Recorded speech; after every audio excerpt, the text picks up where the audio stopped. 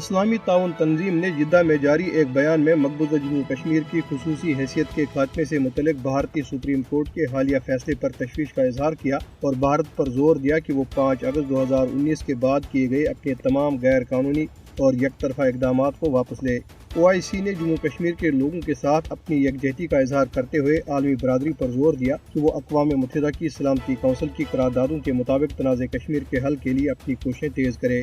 بھارتی supreme court کی جانب سے ریاست جموں کشمیر کے متعلق ظالمانہ فیصلوں کے خلاف آزاد جموں کشمیر کے دارالحکومت مظفر آباد میں پاسبانی حریت کے زیر اہتمام برہان وانی شہید چوک میں زبردست احتجاجی مظاہرہ کیا گیا، جس میں سینکڑوں افراد نے سیاہ جھنڈے اٹھا کر شرکت کی۔ بھارت کشمیری مظاہرین نامنظور نامنظور، بھارتی سپریم کورٹ کا فیصلہ نامنظور، بھارتی غازبو جموں کشمیر چھوڑ دو کے فلک شگاف نعرے لگا رہے تھے۔ بھارتی مخالف دھرنے کی قیادت اسپیکر قانون ساز اسمبلی چودھری لطیف اکبر، سابق وزیر اعظم سردار عبدالقیوم خان نیازی، اپوزیشن لیڈر خواجہ محمد فاروق، چیئرمین پاسبان حریت عزیر احمد غزالی اور سردار حسن ابراہیم کر رہے تھے۔ اس موقع پہ مظاہرین نے بھارتی شفاق عدلیہ، قابض حکومت اور دہشت گرد فوج کے خلاف شدید نعرہ بازی کی۔ ممبران اسمبلی اور احتجاجی مظاہرین نے بھارتی سپریم کورٹ کے فیصلے کی کاپیوں کو احتجاجی طور پر پھاڑا اور نظر آتش کیا۔ مقررین نے بھارت مخالف مظاہرین سے خطاب کرتے ہوئے کہا کہ آزاد جموں کشمیر کی قانون ساز اسمبلی نے بھارتی حکومت کے تمام ظالمانہ اقدامات کو ایک جامع قرارداد کی صورت میں مسترد کر دیا ہے۔